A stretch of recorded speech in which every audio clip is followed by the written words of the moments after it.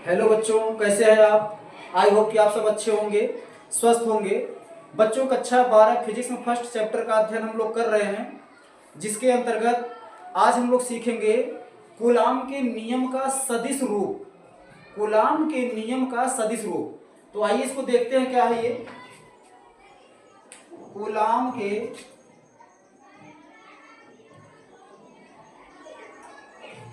Coulomb के नियम का कूलाम के नियम का सदिश रूप। सदिश रूप। तो कूलाम के नियम का सदिश रूप क्या होता है, इसको समझने के लिए कुछ छोटे छोटे पॉइंट है, उनको पहले समझ लेते हैं। जैसे मान लीजिए यहां पर Q1 एक बिंदु आवेश है और ये R दूरी पर स्थित एक बिंदु आवेश Q2 है। ये बीच की दूरी R है।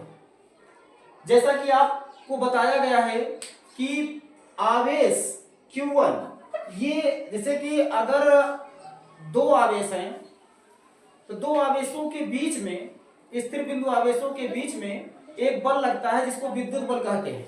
कूलाम ने यही नियम दिया था कि दो स्थिर बिंदु आवेशों के बीच लगने वाला बल क्या होता है, उसका मान है F बराबर 1/4πε0 इंटू Q1 इंटू Q2 अपान R स्क्वायर। बच्चों, ये कूलाम का नियम है। कूलाम के नियम के अनुसार दो स्थिर बिंदु आवेशों के बीच लगने वाले बल का मान है। जैसा कि आप जानते हैं कि बल सदिश राशि है। बल सदिश राशि है, तो यहां पर क्या ऐसा कुछ लिखा हुआ है कि जिससे कि आप समझ सके कि सदिश राशि है? ऐसा कुछ नहीं है। देखिए, सदिश राशि है तो उसका यूनिट वेक्टर होगा, कुछ मात्रक होगा, लेकिन यहां पर कोई यूनिट वेक्टर नहीं लगा है। तो सबसे पहले इसको हम सदिश फॉर्म में लिखेंगे। इसी को, ये जो कूलाम के नियम के द्वारा जो वैद्युत बल का मान आया है, इसी को हम सदिश रूप में लिखेंगे। तो आइए देखते हैं कैसे इसको लिखा जाएगा। देखिए बच्चों, ये इसको थोड़ा सा बताना है, आपको समझाना है, इसलिए हम थोड़ा सा चेंज करेंगे इसको। ऐसे देखिए, इस तरह से ये यहां पर Q1 और यहां पर Q2, अब बीच की दूरी हम R मान ले रहे हैं। तो ये Q1 पर बल लगेगा Q2 के कारण। धन आवेश ये है, धन आवेश ये है। तो परस्पर जब सजातीय या समान आवेश होते हैं तो क्या होता है, कौन सा बल लगता है उनके बीच? प्रतिकर्षण बल लगता है। इसके पहले आपको बताया गया है कि समान आवेश एक दूसरे को प्रतिकर्षित करते हैं, जबकि विपरीत आवेश एक दूसरे को आकर्षित करते हैं।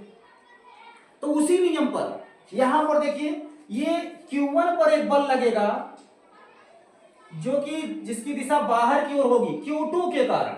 Q2 आवेश के कारण Q1 पर बल लगेगा जिसकी दिशा इधर होगी, Q1 की ओर।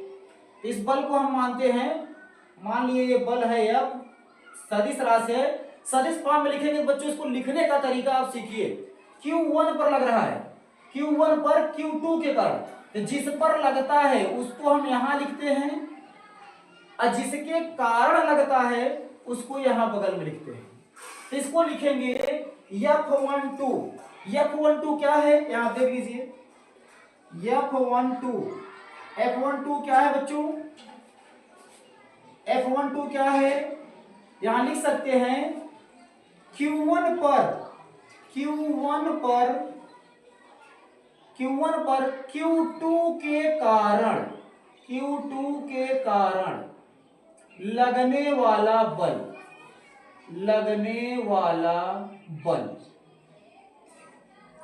ऐसे ये F12 क्या है? F12 है Q1 पर Q2 के कारण लगने वाला बल। अच्छा, इसी तरह से इसके बारे में विचार करें। ये भी प्लस है, ये भी प्लस है, तो ये बल लगेगा प्रतिकर्षण इधर। इस बल का नाम यहां क्या रखा जाएगा? देखिए, 2 पर लग रहा है। 2 पर लग रहा है किसके कारण? Q1 के कारण। 2 पे लग रहा है किसके कारण? Q1 के कारण। तो यहां लिखेंगे 2 पर लग रहा है 1 के कारण। इस प्रकार से इसको क्या लिखेंगे, F21, अर्थात यहां लिख लेते हैं F21। F21 क्या है बच्चों, Q2 पर Q1 के कारण लगने वाला बल, वैद्युत बल है, ये ध्यान रखिएगा। तो अब देखिए इस प्रकार से, अब ये सदिश रूप में है, ये सदिश रूप में है। अब सदिश रूप में कोई चीज, कोई राशि अगर लिखा जाए तो उसको क्या करेंगे, उसके लिए मात्रक सदिश होना चाहिए। तो आइए इसको देखते हैं। अब यहां लिखेंगे अतः यहां पे सदिश रूप में F12 का मान अगर हम लिखें तो लिखेंगे 1/4 pi into Q1 into Q2 upon R²। ये तो आप लिखे ही हो। ये क्या है, ये परिमाण है। अभी ये सदिश राशि है। जैसे हम लोग कोई भी राशि अगर लिखें, जैसे कि अदिश राशि हो, ऐसे समझिए जैसे द्रव्यमान, किसी वस्तु का द्रव्यमान लिख रहा है, क्या लिखते हैं, 2 किलोग्राम। एग्जाम्पल स्वरूप ले रहे हैं 2 किलोग्राम। तो अब बताइए किलोग्राम क्या है बच्चों, मात्रक है। ये क्या है, संख्यात्मक मान, परिमाण है। ये परिमाण है और ये क्या है, मात्रक है। तो इसी तरह से जब ये सदिश राशि है तो सदिश राशि का परिमाण तो है, लेकिन इसका यूनिट वेक्टर भी तो होना चाहिए, इसका मात्रक भी तो होना चाहिए। तो उस मात्रक को हम कैसे लिखते हैं, इसको देखिए कैसे लिखा जाएगा मात्रक। देखिए F12 पर बल लगा, अर्थात F12 बल लगा Q1 पर, तो ये बल की दिशा इधर है, किसके कारण, Q2 से। Q2 कर लगा है, तो Q2 से Q1 के बीच का जो मात्रक सदिश होगा वही हम लेंगे। तो 2 से 1 है, इसलिए यहां लिखेंगे बच्चों R21, 2 से 1 की ओर। ये है क्या, यहां कैप लगा दीजिए। ये 21 क्या है, मात्रक सदिश। ये 21 क्या है, मात्रक सदिश। अर्थात अब ये सदिश रूप में हो गया। देखिए जो बल का मान आया ये सदिश रूप में आ गया। यही है कूलाम के नियम का सदिश निरूपण। आगे देखिए, अगर इसको लिखेंगे जैसे F21 अगर लिखें तो 1/4 pi epsilon not Q1 into Q2 upon R², ये है इतना। इसके बाद अब देखिए यहां पर Q2 पर जो बल लगा है Q1 के कारण लगा है, तो Q1 से इसकी दूरी एकांक सदिश लेंगे, मात्रक सदिश लेंगे। तो Q1 से कहां, Q2 तक, तो इसके लिए लिखेंगे R1 से R2 तक। यहां से R12 मतलब मात्रक सदिश जो है, यूनिट वेक्टर जो है, इसको ऐसे लिया जाएगा, यहां से यहां तक, यहां से यहां, मतलब जिधर बल लग रहा है। तो इस प्रकार से आ जाएगा मात्रक सदिश। मात्रक सदिश किसको कहते हैं बच्चों, जिसका परिमाण 1 हो। मात्रक सदिश किसको कहते हैं, जिसका परिमाण 1 हो। अब यहां पर देखिए ये दोनों रूप जो हैं, ये दोनों रूप कूलाम के सदिश रूप है, कूलाम के नियम का सदिश रूप है। इस तरह से लिखा जाएगा। अब यहां जैसे अब 1 2 1 2 1, दूरी तो बराबर है बीच की, बस ये दिशा दर्शा रहा है मात्रक सदिश। इसकी दिशा इधर है, इसकी दिशा इधर है। तो देखा जाए तो ये दोनों बल आपस में क्या होंगे, दोनों बल आपस में बराबर होंगे। ये क्रिया प्रतिक्रिया का नियम भी दर्शाता है। कूलाम के नियम का सदिश रूप न्यूटन के गति से तृतीय नियम को भी दर्शाता है। तो इस प्रकार से इसको आप लोग लिख लीजिए, नोट कर लीजिए। कूलाम के नियम का सदिश रूप इसी तरह से हल होगा। फिर उसके बाद इसको हम क्लीन करेंगे।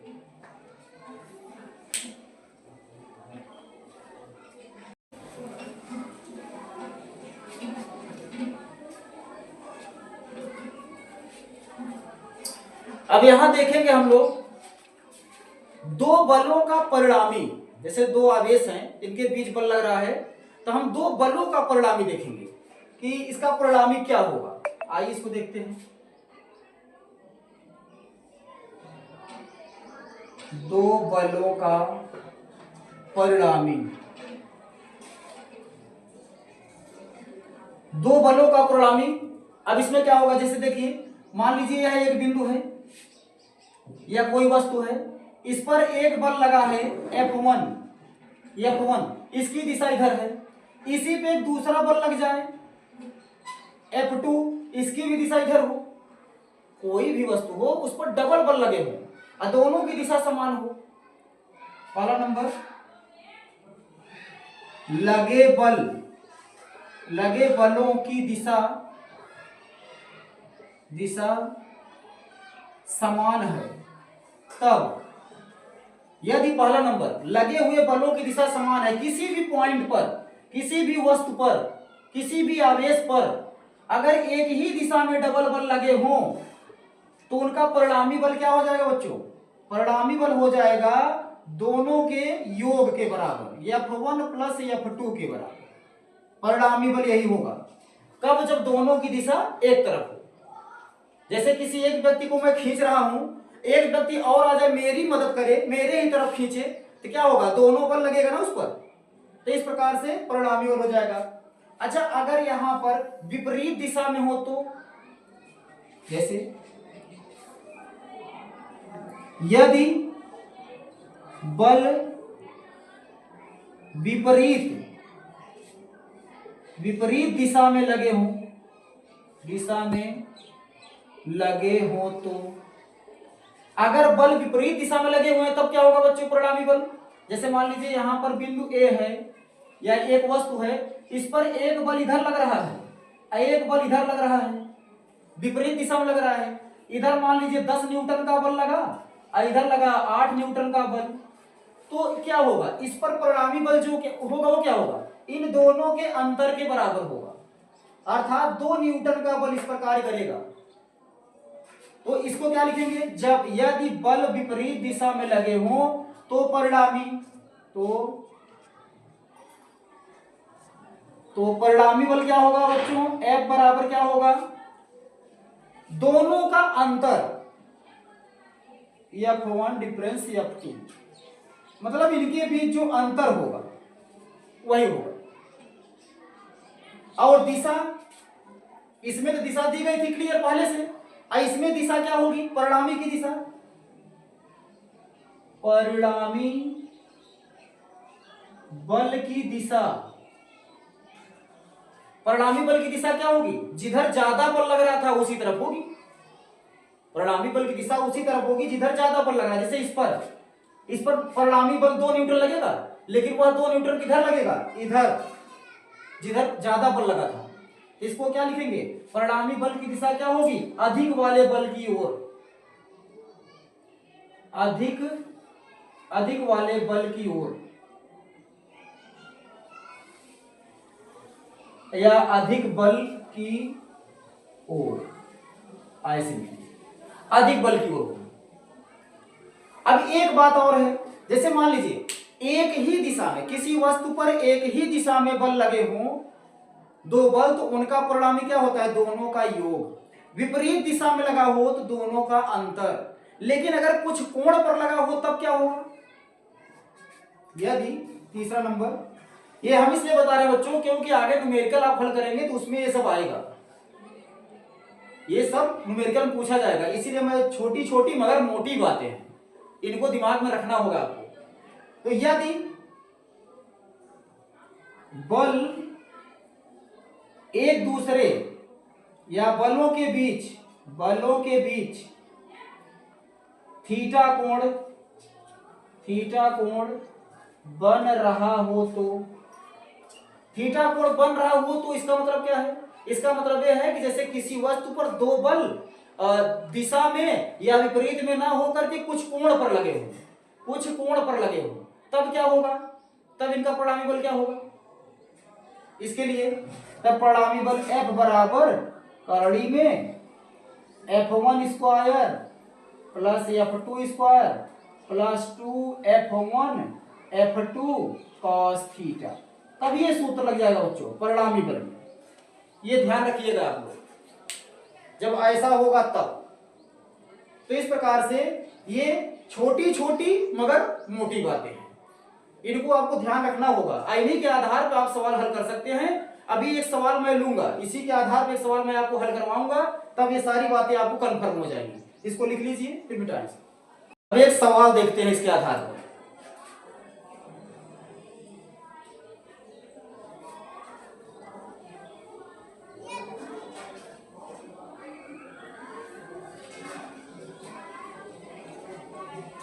आइए एक सवाल देखते हैं।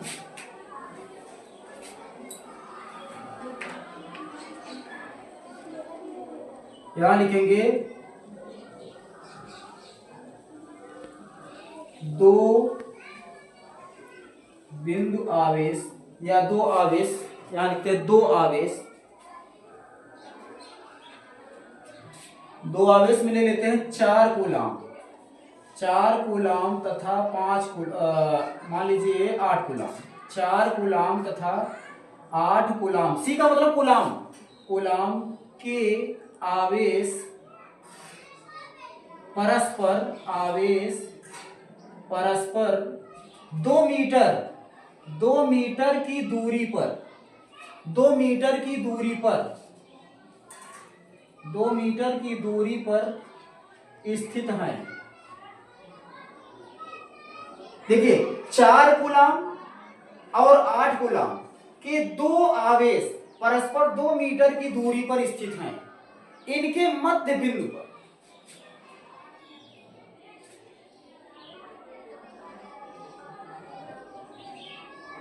इनके मध्य में स्थित, इनके मध्य में स्थित 3 कूलाम के आवेश पर, के आवेश पर परिणामी बल, परिणामी बल तथा बल की दिशा, परिणामी बल तथा परिणामी बल की, यहां परिणामी बल लिख लीजिए, परिणामी बल तथा परिणामी बल की दिशा ज्ञात कीजिए। देखिए कूलाम के नियम पर बहुत कठिन सवाल नहीं आते, एकदम सिंपल सवाल आते हैं। जैसे ये अगला सवाल देखिए, 4 कूलाम तथा 8 कूलाम के आवेश परस्पर 2 मीटर की दूरी पर स्थित हैं। इसको हल करते हैं, देखिए कैसे हल होगा ये। देखिए ये 4 कूलाम का आवेश है, यहां पर 4 कूलाम का आवेश, और ये है 8 कूलाम का आवेश। ये दोनों परस्पर 2 मीटर की दूरी पर स्थित हैं। इनके बीच की दूरी कितना है? 2 मीटर। तो हम क्या करेंगे बच्चों, इसको मान लेंगे Q1 और इसको मान लेंगे Q2 हल करने के लिए। अब इनके मध्य में, इनके मध्य में कह रहा है एकदम बीच में, यहां पर मध्य में, मतलब कि 1 मीटर की दूरी पर, 1 मीटर, यहां से दूरी क्या होगी? 1 मीटर। टोटल क्या है? टोटल 2 है, तो मध्य में क्या होगा? 1 ही तो होगा। अब यहां पर एक आवेश स्थित है जिसका मान है कितना? 3 कूलाम। इसका मान कितना है? 3 कूलाम। अब इसको मान लीजिए आप, चलिए हल करने के लिए मान लेते हैं Q3। इसको मान लीजिए Q3। अब क्या करना है, इस Q3 पर, इस Q3 पर परिणामी बल कितना होगा, इस Q3 पर परिणामी बल कितना होगा और बल की दिशा क्या होगी, ये पूछ रहा है। तो आइए इसको देखते हैं क्या होगा, यहां पर समझते हैं। कूलाम ने जो नियम बताया, कूलाम ने क्या नियम बताया, इनके बीच जो परिणामी बल होता है वो क्या होगा? बीच की दूरी के वर्ग के अनुकरण होते हैं, अर्थात F बराबर 1/4 pi epsilon not into Q1 into Q2 का होल स्क्वायर। यहां लिखेंगे कूलाम के नियम से, कूलाम के नियम से। अब जो F लगेगा, F इसके बीच में जो बल लगेगा उसको हम F1 मान रहे हैं। कूलाम के नियम से Q1 व Q2 मतलब Q1 के कारण Q3 पे लगने वाला बल, Q1 के कारण Q3 पर लगने वाला बल, तो इसको हम मान ले रहे हैं। यहां लिखेंगे Q1 के कारण Q3 पर बल। तो यहाँ F1 बराबर 1/4 pi epsilon not Q1 into Q3 अपान क्या, इसके बीच की दूरी क्या है, एक है, तो एक कवर कर दीजिए, या फिर हाँ ठीक है डायरेक्ट कर रहे हैं। F1 बराबर, अब देखिए इसका मान क्या होता है, इसका मान होता है 9 गुणित 10 पे घाते 9 गुणित, मात्रक यहाँ नहीं लिखा जाएगा। अब Q1 का मान क्या है 4, Q3 का मान क्या है 3, इसका मान 1 है बच्चों, तो 1 से कोई मतलब नहीं है, 1 से कोई मतलब नहीं है। तो इस प्रकार से कितना आ गया, F1 बराबर 4 तिहाई 12, 4 तिहाई 12, अब 12 नवैया 108 कि पहाड़ा भी बताना पड़ेगा, इतना गुणित 10 पे घाते 9, ये इतना न्यूटन का बल आ गया। अर्थात ये Q1 के कारण इस पर बल लगा है। अब बताइए, आप यहां पर Q1 के कारण बल लगा इस पर, अब Q2 के कारण लगेगा, ध्यान रखिएगा ये प्लस है ना, ये भी क्या है प्लस है, तो ये बल लगाएगा तो इसकी दिशा इधर होगी, ऐसे ये F1 माने है तो इसकी दिशा इधर होगी। अब Q2 जो बल लगाएगा इसकी दिशा, ये भी प्लस है तो ये क्या करेगा, प्रतिकर्षण करेगा ना, तो जब प्रतिकर्षण करेगा तो इसकी दिशा इधर होगी, ऐसे F2। तो अब यहां निकालेंगे F2 का मान, यहां लिखेंगे Q2 के कारण Q3 पर बल, तो क्या हो जाएगा F2 बराबर इसी नियम से 9 गुणित 10 पे घाते 9 गुणित 10 पे घाते 9, अब Q1 इंटू Q2, अब इसी में हमको एक को Q1 एक को Q2 मानना है, Q1 इंटू Q2, तो एक क्या है 3 हो जाएगा, एक हो जाएगा 8, तो 3 गुणित 8, अब बाकी बीच की दूरी एक है, एक रखेंगे तो एक ही आएगा। F2 बराबर क्या आ गया, देखिए 8 त्रिक 24, 9 का गुणा 9 चौक 36 के 6, 9 चौक 36 के 6 और 9 दूनी 18, 18 3 21, ये आ गया 216 गुणित 10 पे घाते 9, ये इतना न्यूटन आ गया। अभी बताया गया बच्चों आप लोगों को कि जब विपरीत दिशा में बल हो, अब यहां पर आप देख लीजिए, इतना आपको समझदारी होनी चाहिए कि अगर ये प्लस है ये भी प्लस है, तो ये क्या करेगा, इसको प्रतिकर्षित करेगा, प्रतिकर्षण होगा, और जब प्रतिकर्षण होगा तो इस पर लगने वाले बल की दिशा उधर 8 कूलाम की ओर, और 8 कूलाम जो बल लगाएगा उसकी दिशा 4 कूलाम की ओर, तो विपरीत हुआ कि नहीं हुआ। यहां लिखेंगे, यहां F1 व F2 की दिशा विपरीत है, अतः लगने वाला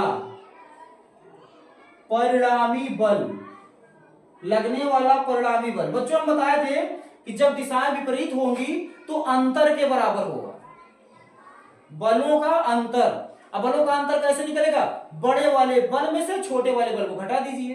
तो अब देखिए बड़ा वाला बल क्या है 216, ये कितना है 108, तो 216 में 108 को घटा दीजिए, यहां लिखिए 216 गुणित 10 पे घाते 9 माइनस 108 गुणित 10 पे घाते 9, ऐसे कर लीजिए। अब देखिए कितना आता है, 16 में से 8 जाएगा तो 8 बचेगा, यहाँ 0 और 2 में से 1 गया तो 1 बचा, गुणित 10 पे घाते 9, 10 पे घाते 9।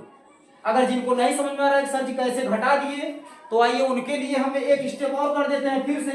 देखिए 108 आया ना, 108 ही आएगा, लेकिन देखिए कैसे, इसमें आपको कॉमन क्या दिख रहा है, देखिए 10 पे घाते 9, 10 पे घाते 9 कॉमन है ना, तो 10 पे घाते 9 आप बाहर ले लीजिए, अंदर क्या बचा बच्चों 216 माइनस क्या बचा 108, इसको तो आप कर सकते हो ना, 216 में से 108 घटा दीजिए तो 108 आ जाएगा, गुणित 10 पे घाते 9, तो ये इतना हो गया परिणामी बल, ये परिणामी बल हो गया। और उसके बाद इसका क्या कहते हैं दिशा भी पूछा है। देखिए परिणामी बल की दिशा ज्ञात कीजिए। परिणामी बल की दिशा कैसे ज्ञात करेंगे? परिणामी बल की दिशा वही होगी जिस तरफ वाला बल ज्यादा है, जिधर बल ज्यादा लग रहा हो। तो आप देखिए कि ये बल जो लगा रहा है 4 कूलम, तो केवल 108 × 10⁹ का बल लगा रहा है। लेकिन ये जो बल लगा रहा है कितना लगा रहा है? ये जो बल लगा रहा है ये 216 का लगा रहा है। अर्थात परिणामी बल की दिशा किधर होगी? 4 कूलम की ओर। यहां लिखेंगे तथा परिणामी बल की दिशा 4 कूलम आवेश की ओर होगी, आवेश की ओर होगी। तो इस तरह से बच्चों सवाल हल कर सकते हैं बड़े ही आसानी से। इसको लिख लीजिए। फिर थोड़ा सा मात्र 1 मिनट का थोड़ा सा नियम है उसको भी बता दे। तो कूलम से संबंधित नियम, कूलम संबंधित सवाल इसी तरह से पूछे जाएंगे। ये नियम यही इतना है जो कि आप कूलम के नियम में कोई दिक्कत नहीं होगी अगर आप ध्यान से इसको देख लेंगे। तो इसको हम मिटा रहे हैं। 1 मिनट का और है, उसको आप समझ लीजिए। है वो मोस्ट इंपॉर्टेंट चीज, क्योंकि बिना उसके आप सवाल हल नहीं कर पाएंगे।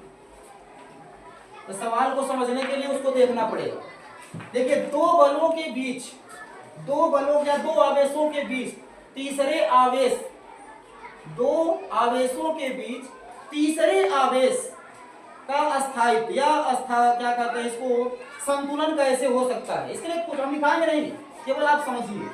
जैसे देखिए संतुलित कब होगा? जैसे ये Q1 आवेश है, यहाँ पर Q2 आवेश है, Q1 आवेश है, Q2 आवेश है, इसके बीच में कोई आवेश रखा जाए तो अस्थायी कब हो? अस्थायी अवस्था में या संतुलन अवस्था में कब हो? कोई भी वस्तु संतुलित तब होती है जब उस पर लगने वाले बलों का परिणामी बल शून्य हो। कोई भी वस्तु हो तो संतुलित अवस्था में कब होगी? जब उस पर लगने वाले बलों का परिणामी बल क्या हो? शून्य हो। तो आइए देखते हैं, अगर ये सजाती है, पहला नंबर देखिए, सजातीय आवेश। सजातीय आवेश का मतलब यह है कि अगर यहां पर धन आवेश है और यहां भी धन आवेश है, तब सोचिए कि क्या इसके बीच में कोई भी आवेश संतुलन में रह सकता है? आइए देखते हैं कैसे। जैसे देखिए, पहले हम बाहर के बारे में विचार करते हैं। बाहर मान लीजिए यहां कोई आवेश मैं रख दूं, कोई बिंदु रख दूं, तो अब इस पर इसके कारण जो बल लगेगा, इसके कारण, तो ये क्या है? प्लस है। ये परीक्षण आवेश रखेंगे तो इसकी दिशा किधर होगी? इधर। ये क्या करेगा? प्रतिकर्षण करेगा, तो लगने वाले बल की दिशा बाहर की ओर। ये भी प्लस है, इसके कारण जो बल लगेगा उसकी भी दिशा बाहर की ओर। तो अब बताइए, जब दोनों की दिशाएं समान हैं, जब दोनों की दिशाएं समान हैं, तो क्या परिणामी बल शून्य होगा? कभी नहीं होगा। परिणामी बल शून्य तब होगा जब बल बराबर हो और विपरीत दिशा में। तो यहां पर क्या है? अगर दो सजातीय आवेश हैं, सजातीय आवेश, सजातीय आवेश में अगर हम बाहर कोई बिंदु लेंगे तो संतुलित अवस्था में हो ही नहीं सकता। अर्थात इसका संतुलन तब होगा जब इसके बीच में हम रखेंगे तब। इसी प्रकार से -Q के लिए, अगर यहाँ -Q आवेश है, यहाँ -Q आवेश है, Q1 और Q2 है तो सजाती हैं। अब यहाँ बाहर अगर कोई बिंदु ले तो ये क्या करेगा? ये बल इसको अपनी ओर खींचेगा, इस पर जो बल लगाएगा अपनी ओर खींचेगा, क्योंकि अगर इसको हम प्लस लिए हैं तो ये प्लस माइनस क्या करेगा? अपनी ओर खींचेगा। ये भी क्या करेगा? अपनी ओर खींचेगा। तब भी दोनों की दिशा समान हो गई। अर्थात अगर सजातीय आवेश है तो बाहर के लिए कोई भी आवेश संतुलित अवस्था में नहीं होगा। अगर इसी का उल्टा मान लीजिए एक प्लस हो और एक माइनस हो, तब क्या होगा? देखिए, तब अंदर अगर हम कोई बिंदु लेंगे तो बताइए, ये अगर प्लस है ये, तो ये क्या करेगा? ये अपनी ओर खींचेगा, और ये क्या करेगा? इसको अपनी ओर खींचेगा। मतलब ये बल इधर लगा रहा है, ये बल इधर लगा रहा है, दोनों। तो अब यहाँ पर संतुलित अवस्था हो सकता है, क्योंकि हो सकता है 5 न्यूटन का बल ये इधर लगाए और ये 5 न्यूटन का बल इधर लगाए, तो 5 5 क्या हो जाएगा? एक प्लस है एक माइनस, तो 0 आएगा। किसी भी वस्तु पर अगर लगे हुए परिणामी बलों का योग शून्य हो, परिणामी बल शून्य हो, तो वह वस्तु संतुलन की अवस्था में होती है। तो ये थोड़ा सा छोटा छोटा पॉइंट था, इसको याद रखिएगा, जिससे कि आपको आगे चलकर न्यूमेरिकल हल करने में कोई समस्या ना हो। ठीक है बच्चों, देखने के लिए धन्यवाद। फिर अगले